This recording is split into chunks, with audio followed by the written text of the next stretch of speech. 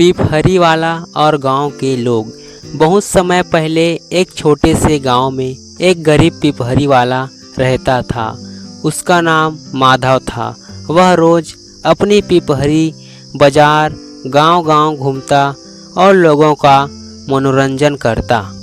उसकी धुन इतनी मधुर थी कि बच्चे नाचने लगते और बूढ़े के चेहरे पर भी मुस्कान आ जाती। लेकिन गांव के कुछ लोग उसे गरीब समझकर मजाक उड़ाते थे। वे कहते, अरे माधव, इस पिपहरी से पेट नहीं भरता, कोई असली काम कर। माधव बस मुस्कुराकर कहता, जिस काम से लोगों के चेहरे पर खुशी आए वही सबसे बड़ा काम है। एक दिन गांव में भयंकर सूखा पड़ गया।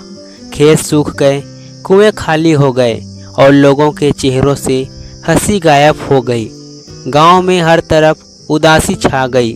तभी माधव रोज शाम को चौपाल में बैठकर अपनी पिपहरी बजाने लगा। उसकी धुन सुनकर गांव के लोग कुछ देर के लिए अपने दुख भूल जाते। बच्चे फिर से खेलने लगे और लोगों में उम्मीद लौटने लगी। एक रात गांव में एक अमीर व्यापारी आया। उसने माधव की पिपहरी सुनी और मंत्रमुग्ध हो गया।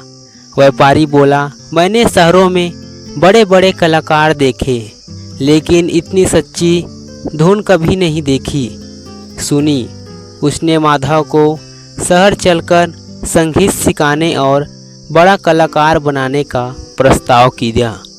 लेकिन माधव ने कहा, अगर मैं चला गया तो मेरे गांव वालों की मुस्कान कौन लौटाएगा। व्यापारी उसकी बात सुनकर भावुक हो गया। उसने गांव के लिए नए कुएं खुदवाए, अनाज बंटवाया और किसानों की मदद की। अब वही गांव वाले जो माधव का मजाक उड़ाते थे उसकी इज्जत करने लगे।